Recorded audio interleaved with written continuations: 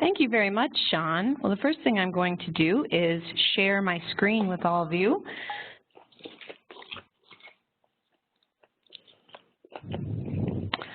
Okay.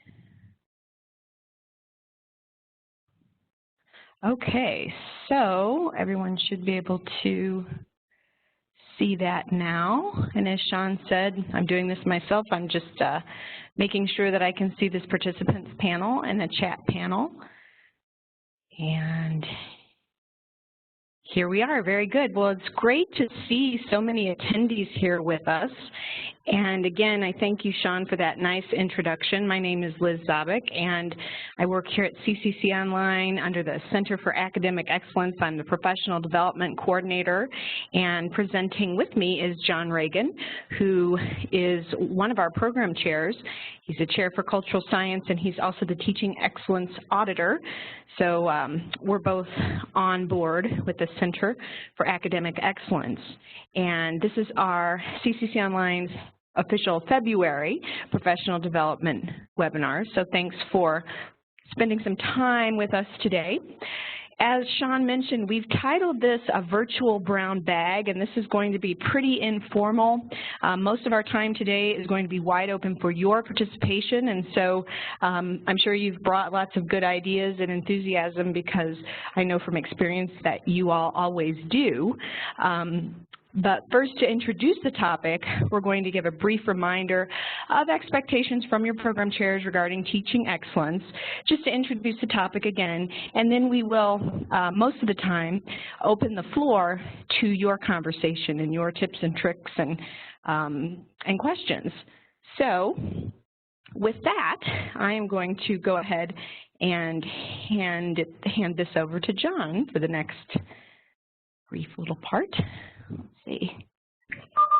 And I'll check first to be sure if my sound is coming through to everyone. Hopefully it is. Sounds good, John. Okay, great.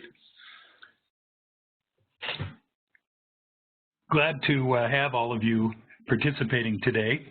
And in addition to working as a teaching excellence auditor for CCC Online and as a program chair, I also teach classes, and so I experience all of the same challenges that you all do in these categories that we're talking about today of discussions and announcements and good feedback.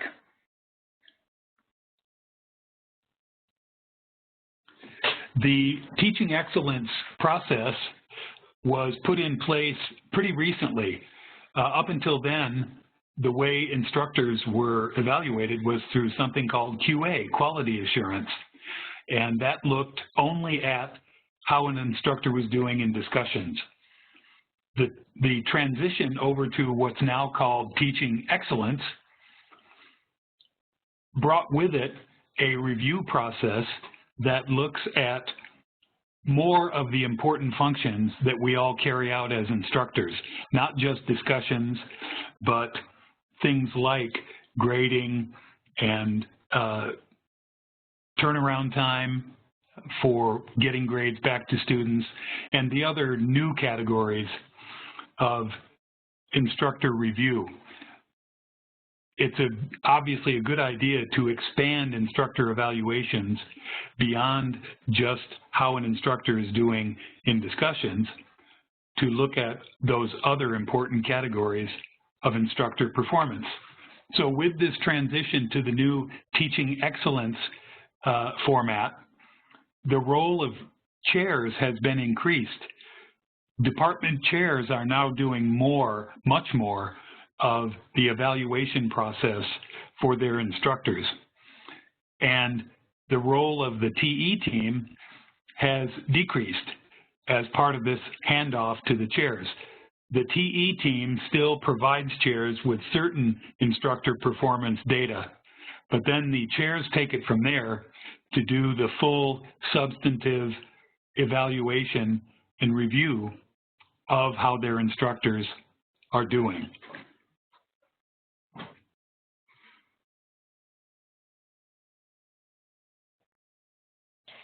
So to follow up with this, one of the purposes of our change from the quality assurance form, where we really were looking primarily and almost exclusively at discussions, over to the teaching excellence form, is that, well, one of the purposes is to encourage even closer and even better communication between you, the instructors, and your program chairs. Since, as John mentioned, the program chairs are much more actively involved in actually filling out those TE forms, as we call them.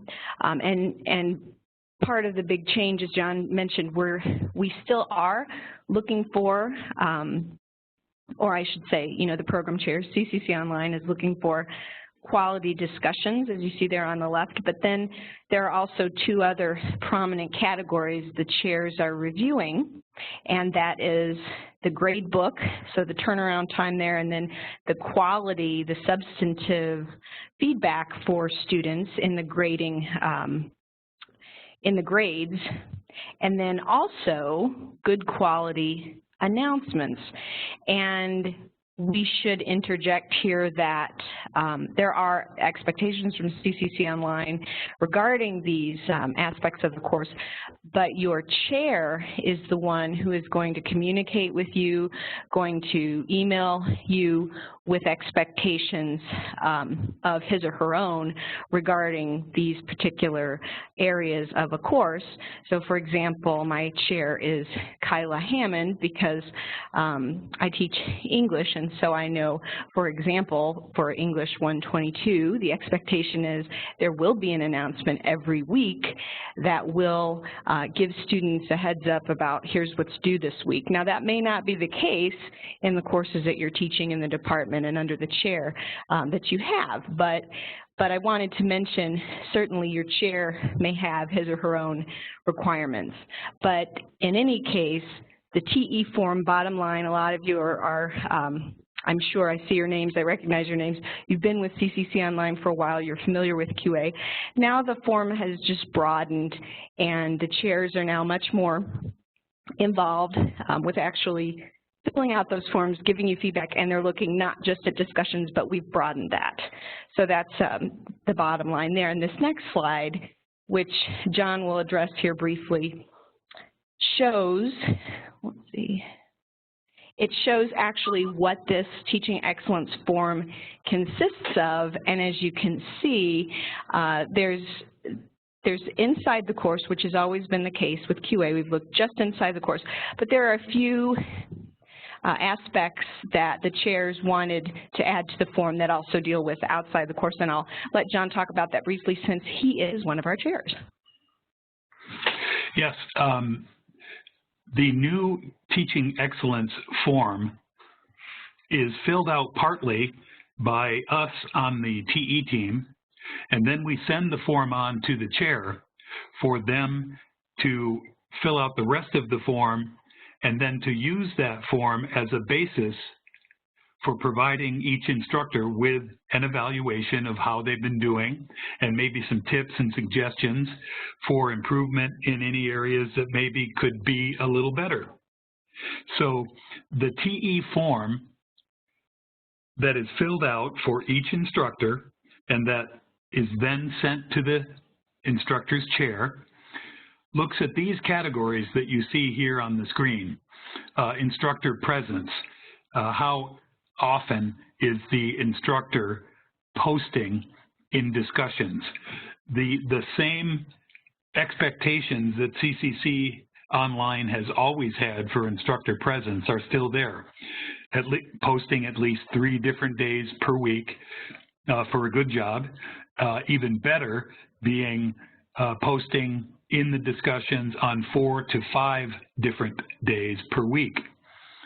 Instructor guidance, how well the instructor is providing information and guidance to the students on how to do the assignments. Acknowledgement and encouragement, how well the instructor is acknowledging what students say in the discussions, and whether the instructor provides encouragement to the students in the class. And that can be done both in the discussions, it could be done in grading comments, additional information, another one of the performance categories where the chair will be checking on how well the instructor provides additional information in the course, beyond just what the readings are or the studies for that unit. Is the instructor providing some additional new information that helps students understand the topic being studied in that unit? Substantive grading feedback. Is the instructor providing the student with specific grading information that is specific to what the student actually did in the assignment, with information for the student about what they did well or what they may need some improvement on, rather than just grading comments that are simply statements like, good job, keep it up, like what you did, thanks. Observations that provide more detailed, specific comments about what the student actually did in that assignment. Professional development. This is another category on the TE form that is filled out for each instructor. And that simply is looking for whether the instructor has completed the necessary professional development for that year, meaning at least one professional development workshop or training session or experience of some type. Administrative skills, this would simply refer to how well the instructor takes care of administrative details in their course and in their communications with their chairs. For example, just one quick example, if the chair sends the instructor email inquiries about certain things, does the instructor get right back to the chair? And then there's a category called service to CCC Online, and this is not a requirement of an instructor. This is simply a way for the chair to formally record the fact that an instructor has provided some service to CCC Online if they have done so. An example might be volunteering to help at the annual CCC Online conference.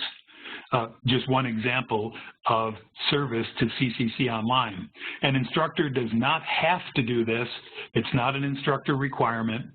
And an instructor's performance review is not affected if they did not specifically provide service to CCC Online. But if they did, this box on the new TE form lets the chair record that.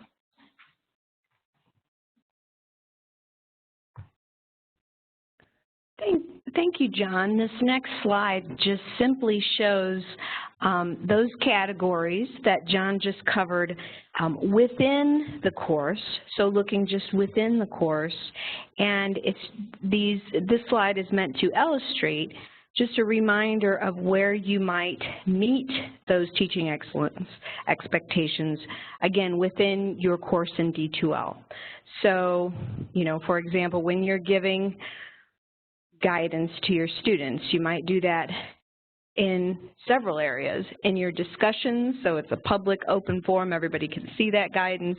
Within the announcements, which is more of a one-way communication tool, and also within the grading feedback.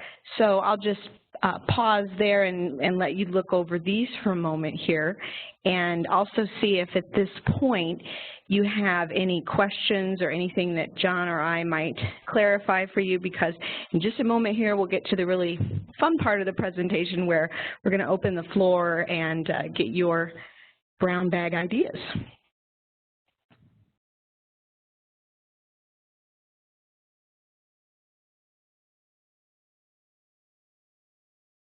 And John, if you have anything to add as well as we're looking over this slide, feel free to jump in.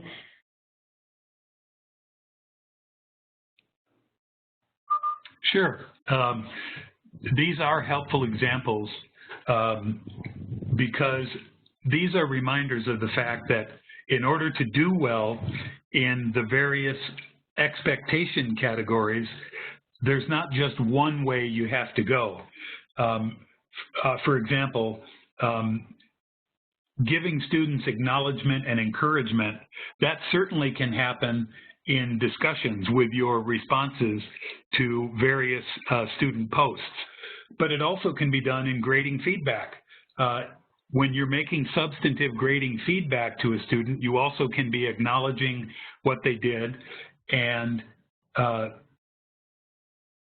giving them some encouragement about how they're doing, etc. So there's more than one way in many of these categories to meet that expectation.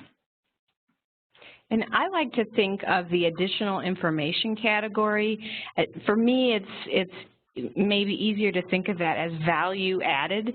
So obviously, you know, you all get this course from CCC Online, this really well put together course. It's been designed for you and you've got the content. Maybe you have a textbook or an e-textbook, and things are laid out really nicely for you. But your value added is when you're, you know, adding some of your own experience. You're adding maybe a link that you just found online, maybe a book you just finished on a topic you'd like to recommend, a video, link to a video. Just there are all kinds of things that you can add to the course, and that's really what, you know, I like the term value added. It to me defines that maybe a little more closely, or gives you a better idea of the sense of what your chairs are looking for there. So if we have no further questions about that one, we'll just go ahead and move on to the next. And this next slide is just a little introduction to what we're going to be asking you here. So what works for your courses in the areas, again, of facilitating discussions, writing news announcements, and offering useful grading feedback. So the way we'd like to run this as we open the floor here is we'd like to just go one by one. So we'd like to start with facilitating discussions. And I will have John here introduce this next slide here. Oops, sure. I'm sorry. There it is. Now we're really getting more to the brown bag aspect of a meeting like this. We did want to just make a reminder for all of you about those performance categories and what CCC Online expects, etc. But a brown bag discussion really is one where there's more focus on all of the participants providing some of their own experiences, suggestions, problems they've encountered. And so our first category being facilitating discussions. It would be very helpful for any of you, and I hope you won't feel shy, to provide any tips, suggestions, experiences that you've had in providing successful discussions, obstacles you've run into, anything along that line. We'd be very interested in any and all of you providing your comments now in the chat box.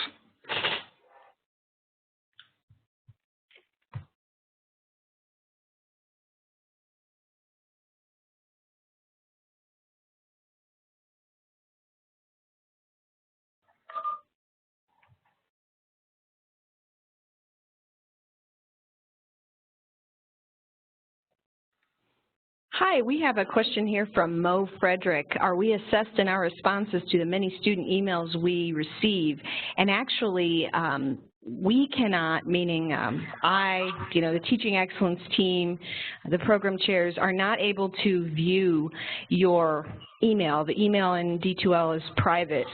So if you would like something to show up in the course, I know one thing that I have done, let's say I get 3 or 4 emails asking me a question that's about the same thing. I will just go ahead and anonymously, I always assure the student that it's anonymous, I'll put it in the water cooler or Q&A or ask the professor section, and then I'll answer it there for everyone. So that's one thing that certainly you can do to so that others may see that within your course. But no, we don't have access to your email in D2L. That's a private that's a private thing between you and your student.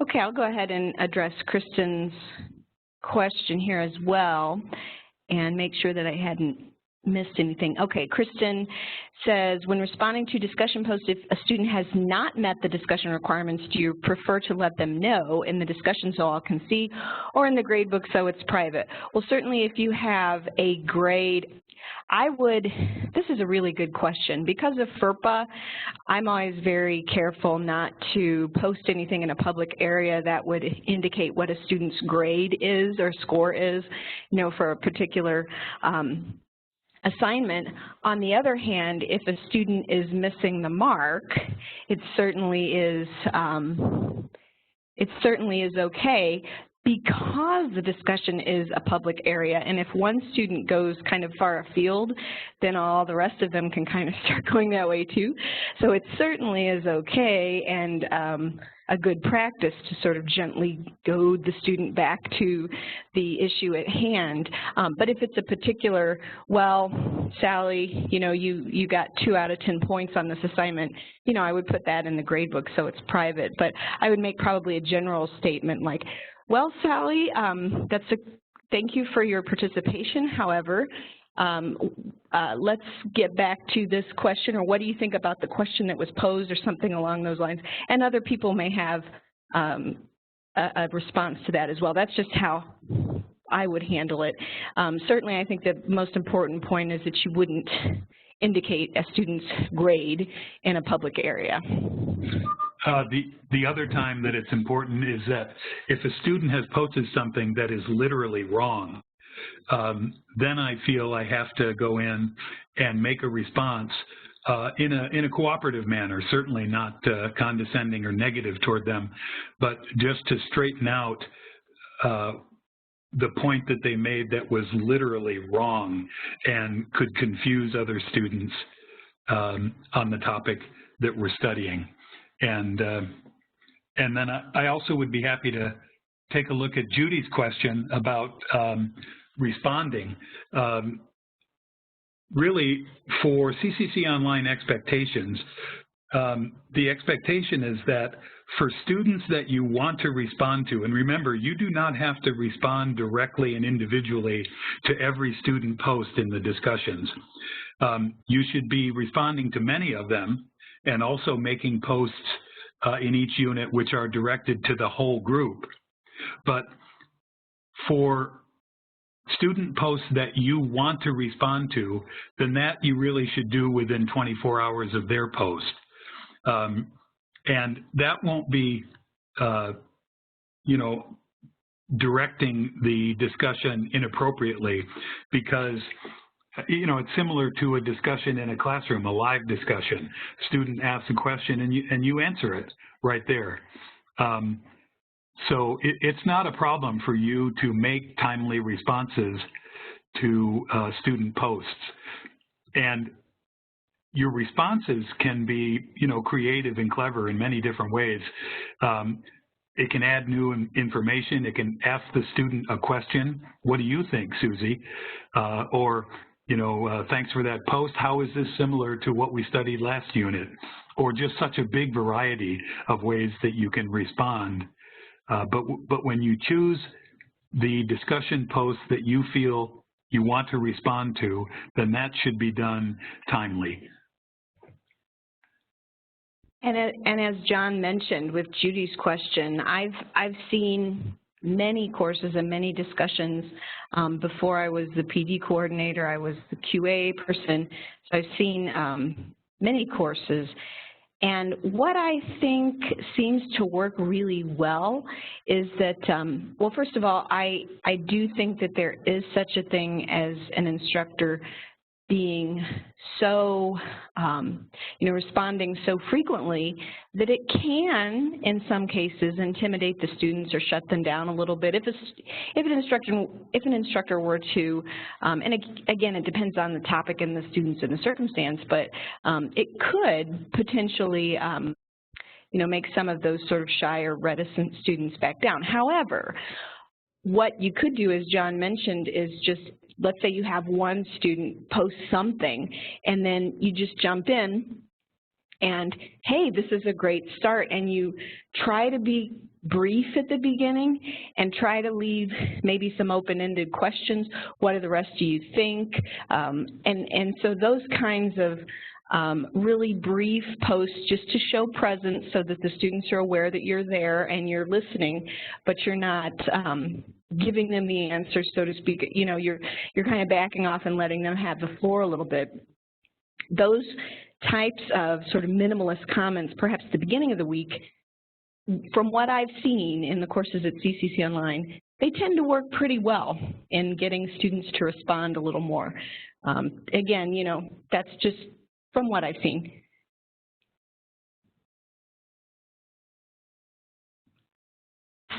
And regarding the very good issue that has been discussed here in some of the chat posts about students who are always posting right toward the end of a discussion, one of the things I will say to a student like that is, thanks for your post, Joe.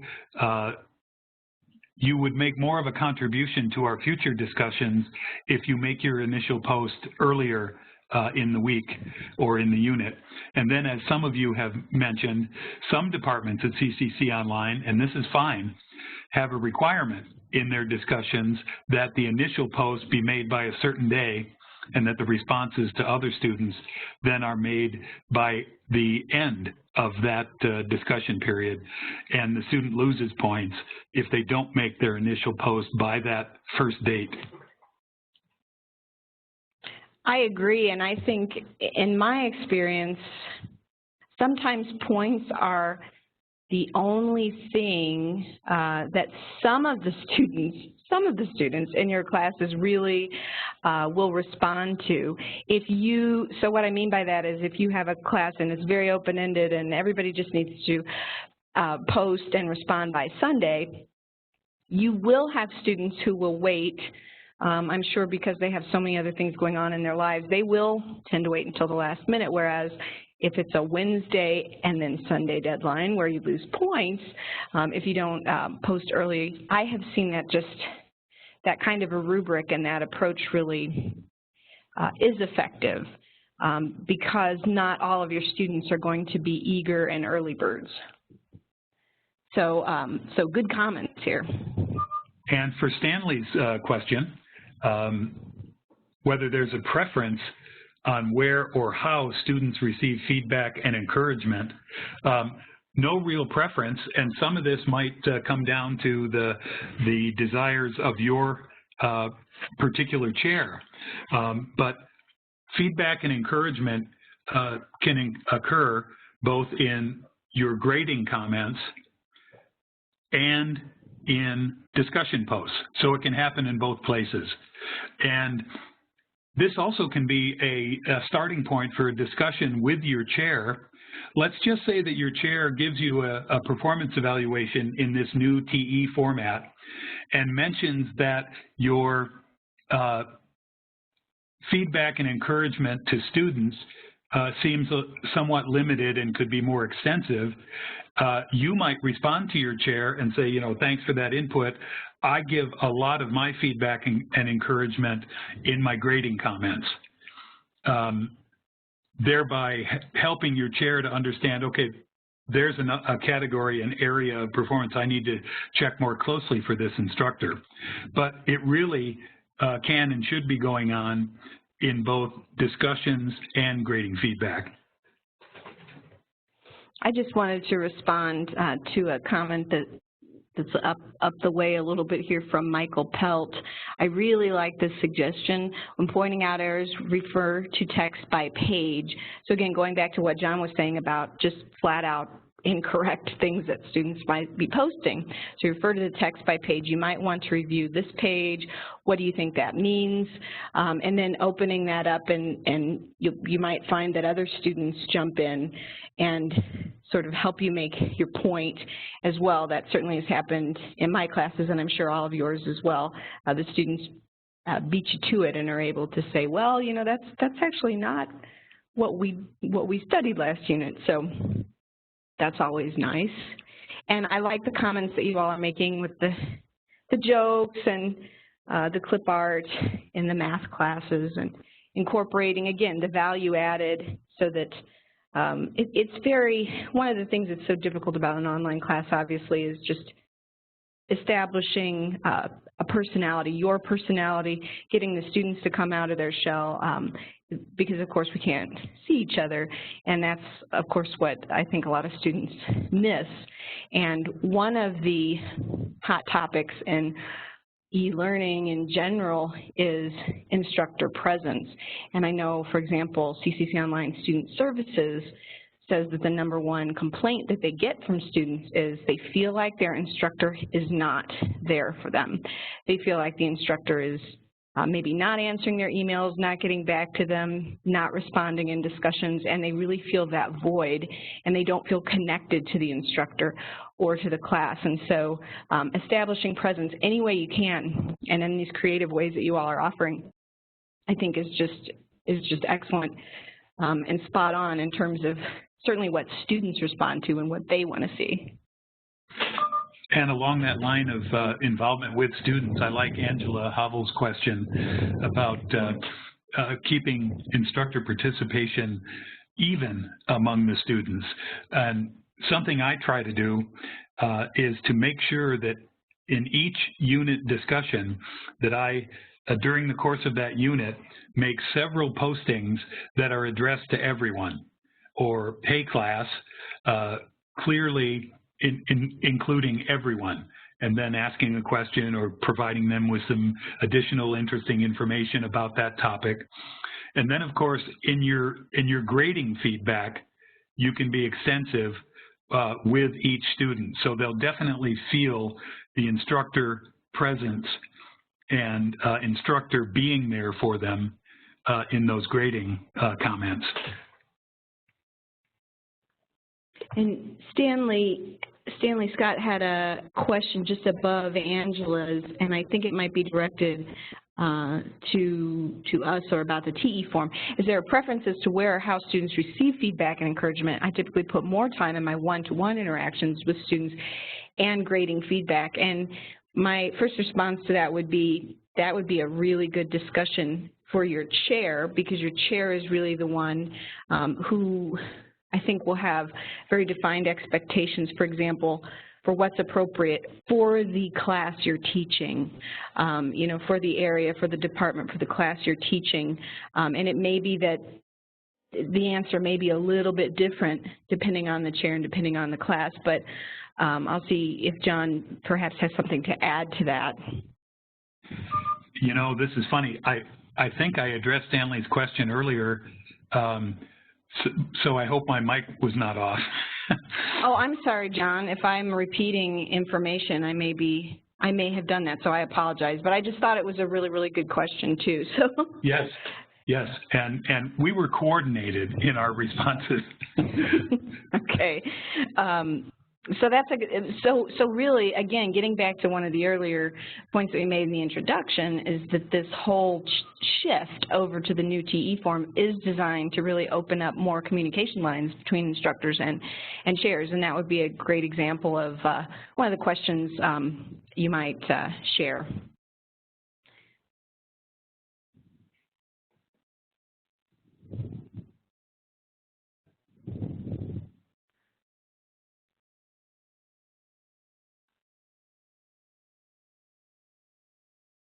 Now, I know that math and science is a little bit of a different animal than those of you who are teaching in, say, the humanities. I mean, just from having seen all those courses, it's a different approach. And so Rusty Rowe has a has comments here about that in physics. I respond to all problem solutions in physics, but respond intermittently to concept questions. Usually the concept questions have great participation anyway among the students. So that's a great thing to point out for those of you in the math and science areas.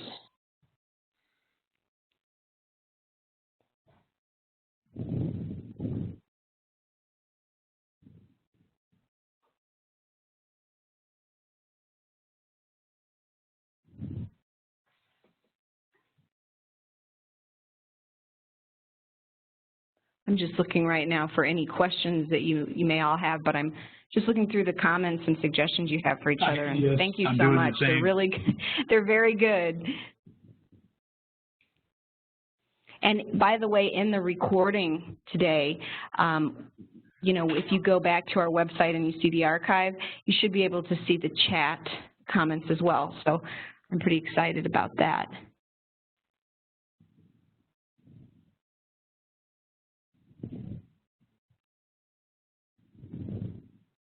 I like the tip here from Beth. I like to subscribe to all the discussions. If I can, I also select include posts. This enables me to stay on top of what is being posted. So I think that's what you mean is when you're responding to the student, you're including that text right below. I know if I don't do that, I start getting confused about who's saying what in a robust discussion.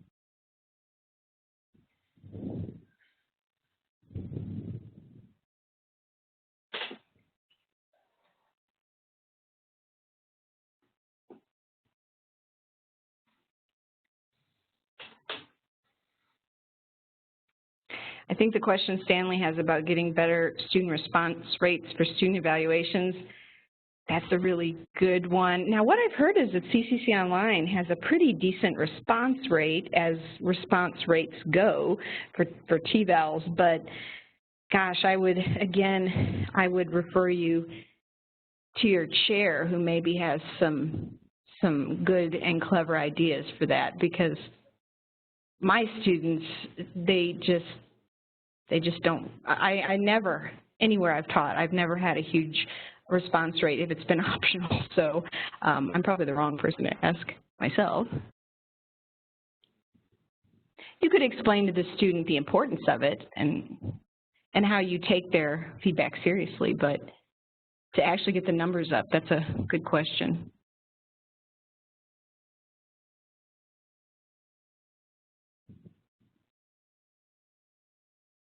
Oh, and Rusty has brought up the grid view. Oh my, and D2L has recently made that available again rather than the reading view, and I would highly, highly, strongly suggest that if you're not already using that that view, because it's just, the other way is just not user friendly.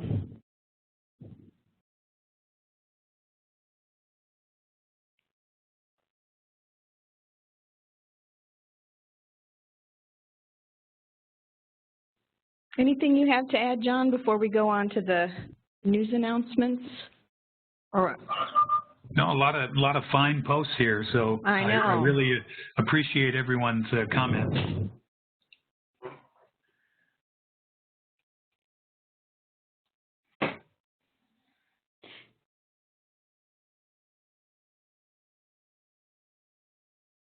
And Donna Trent is asking about math assignments in the Dropbox areas where the assignments are submitted.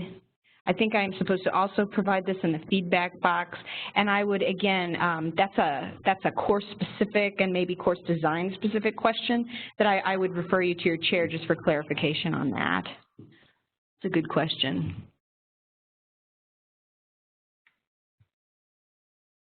And a couple people have expressed the desire to make sure that you include all the students.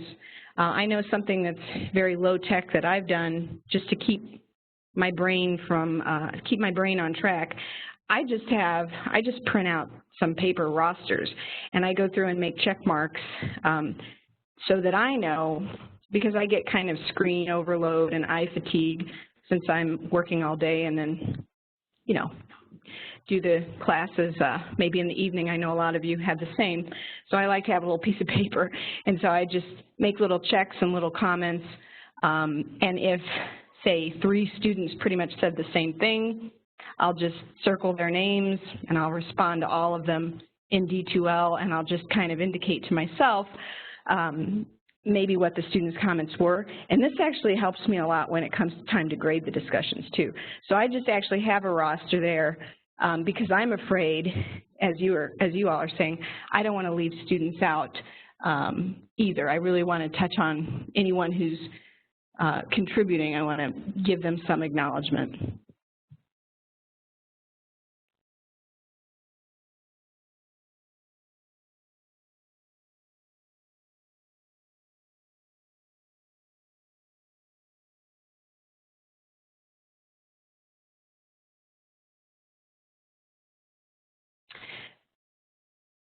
Still scrolling down through here, I don't know if anyone's answered this. Jim and Jennifer are talking about letting students know they're not reading many of the posted discussions. Some students read 10 or 20. I know you go to, and I don't have D2L open right now, you go to, it's user progress, and you can look at, you can drill down and see for each student how many posts they've read, and this is really highly informative. I know I use this especially when a student emails me and says, you know, I'm really struggling with the course, I'm not getting it. What suggestions do you have for me to improve my grade? And more often than not, I'll go to the user progress and I'll see that the student maybe is one who has read fewer posts, and the students who have read a lot of them tend to be doing really well.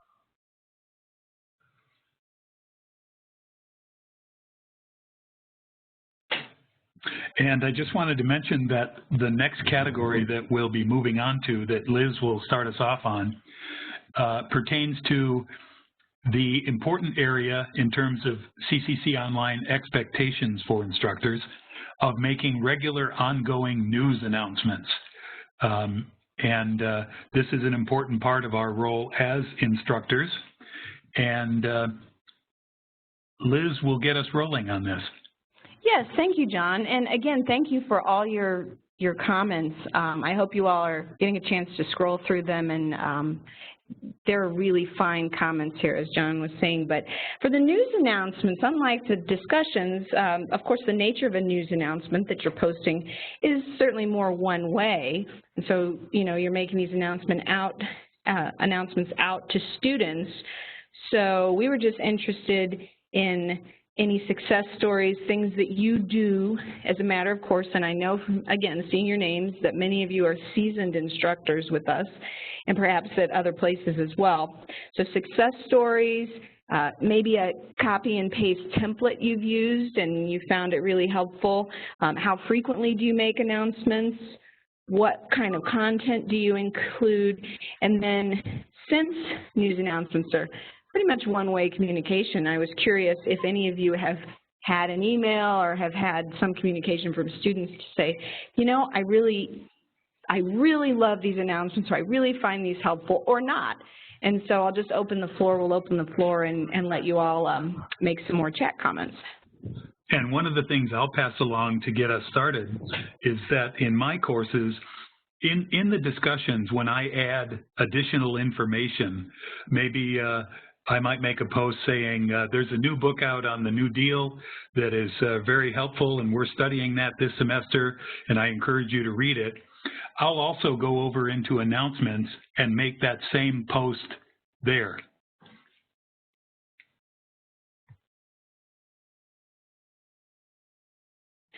I agree that there's so much value in repetition in a course, and even if you feel like it's kind of like teaching face-to-face where you know you've said the same thing many times, but sometimes students maybe didn't hear you or weren't listening or weren't in class when you said it before, so you feel like you're repeating it a lot, but from a student perspective, maybe perhaps not.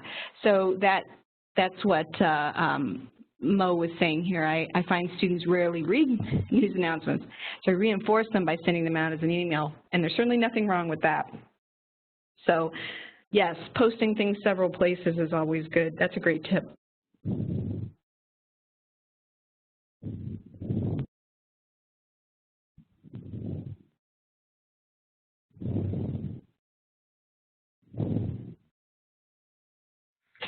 I have to agree with Mo's posting as well, and that is something I do also. Anything I post a news announcement about, like, hey, a reminder about your research paper thesis being due next Friday, I also send it in an email, and I will post it in the discussions. Even though it's not directly related to the specific discussion topic for that week or that unit, that's okay. You can post anything. So if it's a news announcement of that type, I'll post it in the announcements, I'll send it as an email, and even make it a discussion post, where I say something like, remember that your research paper thesis is due next Friday.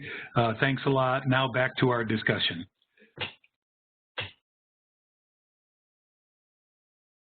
That's a great tip, and I think everybody who teaches online, I would hazard a guess, everybody who teaches online has a problem with getting students to read. In fact, here at the CCC Online headquarters, I sit very close to the student services team, and this is something that they find as well. You know, when students call them and there's questions about policies and things, that it's sometimes a struggle to get students to read things that perhaps were announced several times.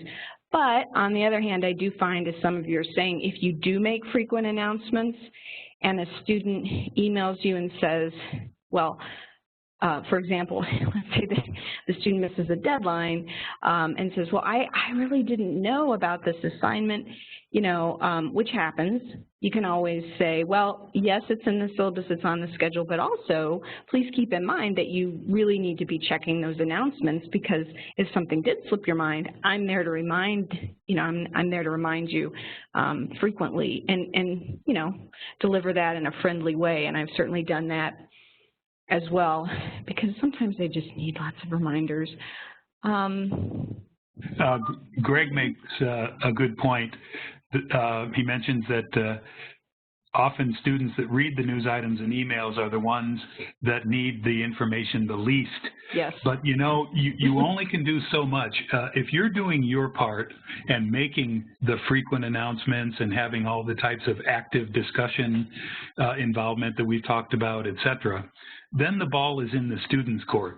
When your work is getting reviewed for performance in these areas, like having regular ongoing news announcements, there's no judgment being made of how well students responded to your announcements or to your emails, et cetera. You're doing your part, and then, you know, it's up to the student. Exactly. And I just wanted to address, and I'm not, that sounds right, but Angela had a comment here about, yeah, animations. That's definitely something that in the course design standards, the course designers aren't doing anymore, and wouldn't want instructors to do either. However, her question is about keeping the size small, in particular 100 by 100 pixels. I seem to remember either that or 90 by 90. John, I don't know if you know that off the top of your head, but it would be, again, I know your chair, you know, you could ask your chair about that, but I think that sounds right, that you definitely want to keep the size small. I have opened courses at CCC Online where there are some giant pictures in the announcements area that are unwieldy. Yeah, the problem with the animations, as we were told as chairs, is that, number one, students in some more rural locations found that if there was an animation, it was slowing down their functionality in loading the course or loading certain pages. Also, other students reporting like visual problems. If there was an animation, you know, with moving color and figures or something that for certain individuals, it caused some type of almost physical negative response. So there were some various reasons why the tech staff explained why animations are being left out. Right. And I really appreciate the comments here about creative things you're doing. I know Cherry has had a lot of good input here into some of the creative things she does with her discussion posts, with her conferences, with her announcements, I think, as I'm reading through here. And one thing, I haven't had student feedback on this, but I read somewhere or heard somewhere at a conference that students sometimes appreciate this, just not a new idea, but just put an inspirational quote maybe at the bottom of the news announcements, and I've made a point to do this, just a motivational quote, for example, a midterm, keep going, we only have this many more weeks left, and then I'll have someone famous that I'll quote about motivation and not giving up and hanging in there, that kind of thing. And I have heard that students appreciate that, although my own students have not gotten back to me on it. But just, adding something a little extra, just so the students, if they are reading those announcements, know that, hey, maybe I'll see what the quote is this time. That's my thinking anyway.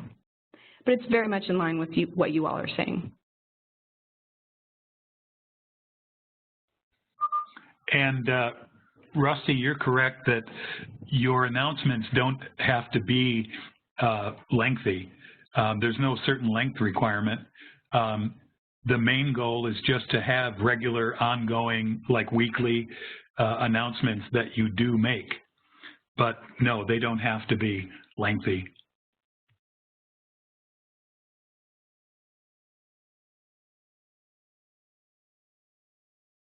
I think, even along those lines, Ann said, great point, Rusty, they won't read the long posts. And then again, we're back to that issue of keeping things short and sweet and simple, may be a good approach when it comes to announcements.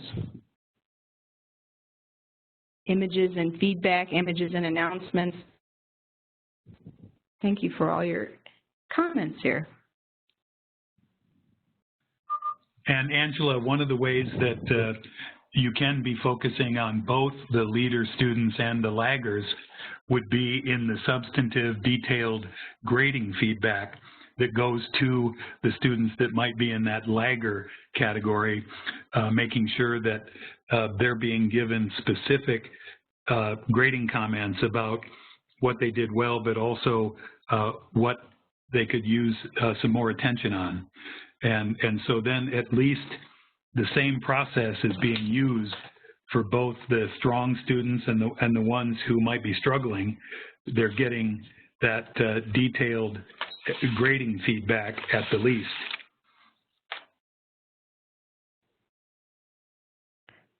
Meg, I'm glad that you found that user progress to be helpful. As a matter of fact, if you all think it would be useful, I have talked to our AT team about perhaps having a webinar that might, in the future, maybe later this year, that might walk through all the, what an instructor can see in user progress, because I don't know that some of our instructors are aware of that, and it's a really neat tool in D2L. So if you all, it looks like you all have a positive response to that, we can plan something like that in the future. So thanks for the feedback.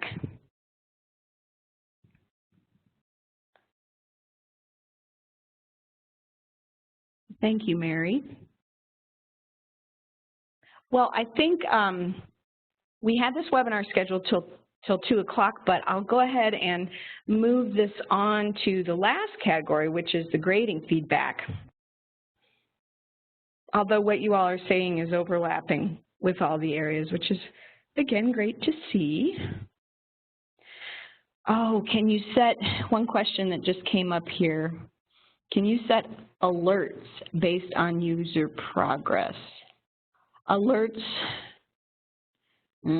I do not know the answer to that question. I don't know if John, if you know that in D2L. I don't know if the intelligent agents can be modified, right, to tie into a certain score level. So that's a good question. And what we can do for you is, I think basically your question, now is your question alerts for the students or for alerts to the instructor? Does that make sense? And we did have course signals a while back. And that was something where the student could log in and see. Right, and I think course signals are still available for any course that the chair designates. You know, Instructor Jones would like to use course signals in his History 101 course, I think.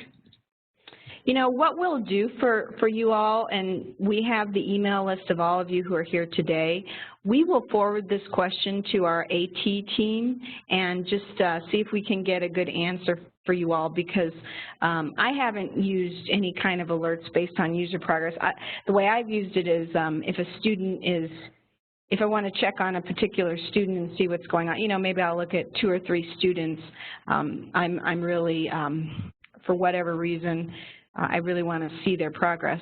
So I haven't used it in that way, but let me find out, and then we'll email you all as a follow-up. So let's see. So the last here, and the visual aid is just to indicate what we were thinking is sometimes the most difficult thing about giving students grading feedback, and that is when the students are off base and they have perhaps not really, you know, you can sense that they haven't read the assignment very well, or they're trying really hard and they just missed something, and so you want to be encouraging and keep them in the class and motivate them as much as you can, but you also want to diplomatically deliver this news that they might be off base, and so that's always, to me anyway, that's always a challenge. And so again, same as before, what works for your students? Do you have any tips and tricks to offer? And again, how do you remain positive in your tone while pointing out the necessary corrections, which of course is necessary to do if they miss the mark, obviously. So with that, again, just kind of open the floor. Hope you all can continue to use the chat window. One of the things I'll add here at the start of this discussion on grading feedback is that I do continually check myself to be sure that I'm not only offering boilerplate comments. There are certain comments that can be in your grading feedback to every student because they apply to everyone, but that I then try to make it clear that I have read and reviewed their specific assignment and give them comments that are very specific to what they wrote.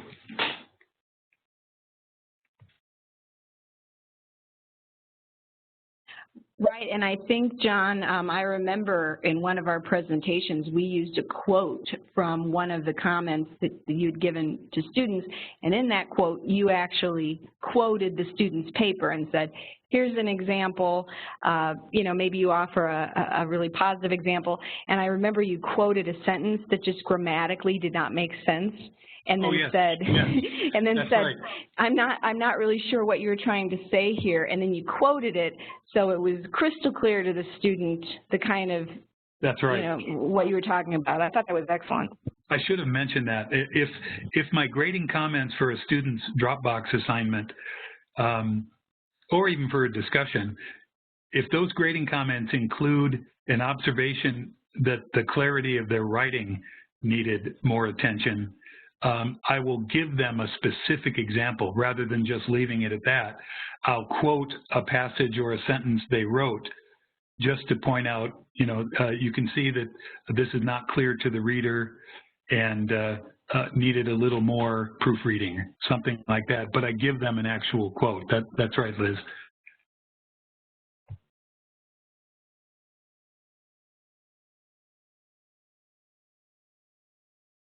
Oh, that's so good. From Mo here, I find that if a student is off track, I ask them to share with us what is the research resource that they relied on. I love that, bringing that back to getting the students to be specific and to use the kind of scholarly resources that you're encouraging them to use within the class. The more you're encouraging that, I think that's a really good response. I really like that. Thanks.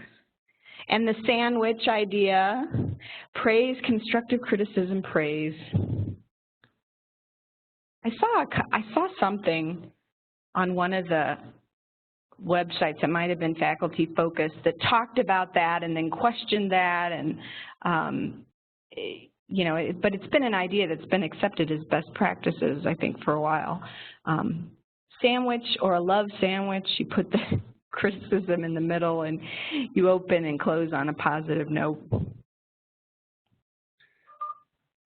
But I sympathize with what you've said, Stanley, that sometimes it's hard to build consistent encouragement sandwich if that's the approach you're taking, and that's okay.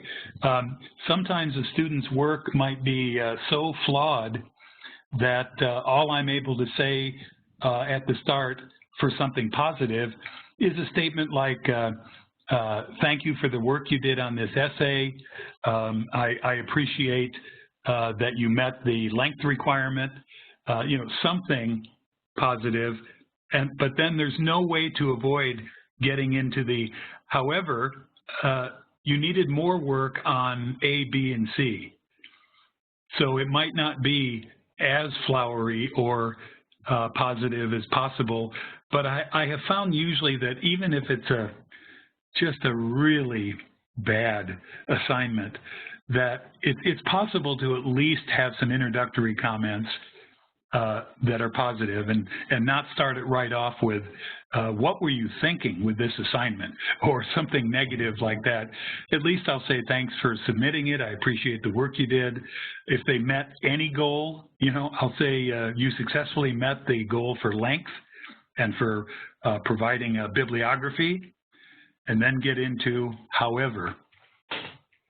And I think this is most frustrating when, as I read through your comments, this really rings a bell where you have maybe 2 or 3 students who you feel like you have really given them, you've really spent time and you've parsed apart their assignments and you've given them specific advice, you've answered all their questions in a timely way, and they keep making the same mistakes, like, you know, maybe they, for example, if teaching English, you know, they're just not getting citation, or they don't understand that, no, this is not a scholarly source. And so, you know, you feel like you're doing everything that you can, and you can't reach them because they keep making the same mistake. And what you all are saying, I think, is the thing to do. You just don't give up. You keep trying to reach out to them, perhaps a phone conference. Sometimes students, once they hear you and they talk to you, if that's a possibility for you, something might click. I know I've had that. Well, and unfortunately this gets into face-to-face, but I had a student who was taking my class online, but she was on campus, and I was teaching on campus at the time. She stopped by my office and said, I'm so confused. I have no idea what you mean about this assignment. So I took out the assignment sheet, and I simply read it to her. And then I said, okay, so stop me where you don't understand it. And she heard it, and all I did was read it. And she said, oh, okay, I get it. So then I'm thinking, okay, this is somebody who learns, you know, an audio learner, and so sometimes even, you know, videos and things, you know, or advise the student to read it out loud. Sometimes that was such an eye-opening experience for me, that she just simply had me read it out loud, and then she had no more questions.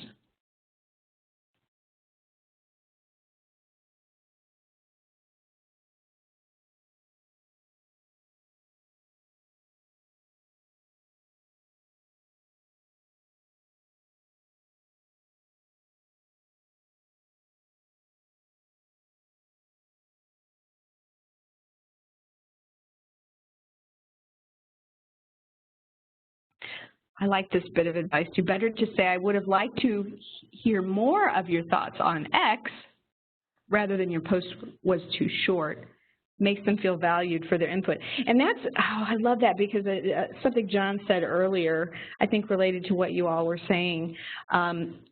If a student is posting at the last minute, something to say that's motivational is, boy, you had some great comments. We really want to hear your thoughtful comments. But when you make them at this time, it doesn't give your peers much time to respond in a thoughtful way. But we really would love to hear. We love what you're saying. We want to hear more.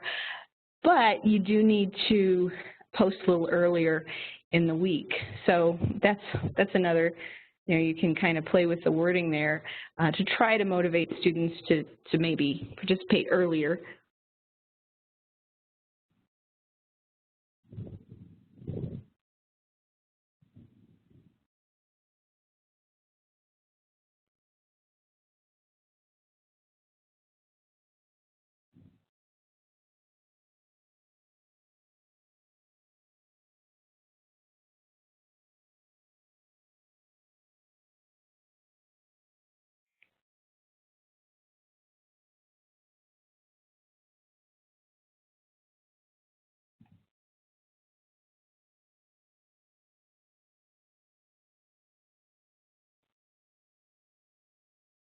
As I'm reading through these, John, I wonder if you might be able to jump in on this from a chair perspective. A couple of comments on the record audio. I know Turnitin also in GradeMark does have that feature available. I know there's an issue with ADA, so just from a chair perspective, are you advising your instructors not to do anything audio or to always have a transcript available? I know if you have a video, for example, that you're posting in a course, well, I know in your course that you get from the instructional designers, everything in there is going to be accessible. So you have a video, there are always captions, for instance. So I don't know, John, if what your advice is to your instructors on audio learners and including audio in the course in general. Pretty much what you said, that it does have to have the written version of what is being said. But the audio function is there, like in the, I don't have D2L open now, but like in the discussion grading box or the Dropbox grading box, there is an audio function that you can click on and record a message. And there's just the captioning element to be aware of.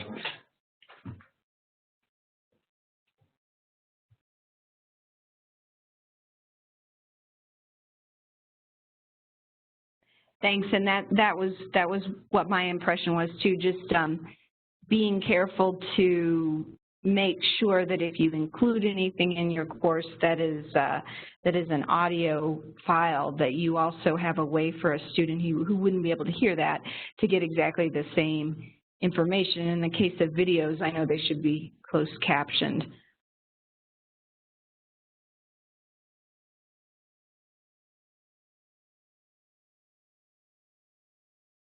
Well, it is 2:12 now, and this was our last category here with the grading feedback. So we'll see if anyone has any other comments or questions here in the chat window, and I want to thank you all for your robust participation. It's been really great to read through these.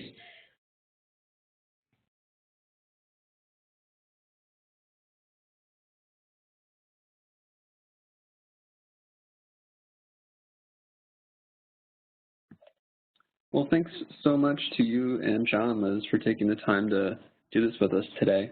And just as Liz mentioned, we are recording this, so you'll be able to find this in the webinar archive probably within the next week or so. And you'll be able to see all of your chat feedback and questions and hear all the responses, so you can review it anytime that you need it.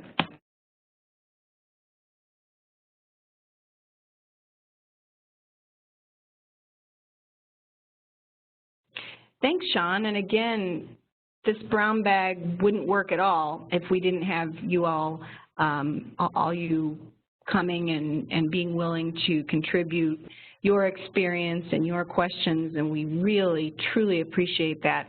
It's great to work with you all at CCC Online.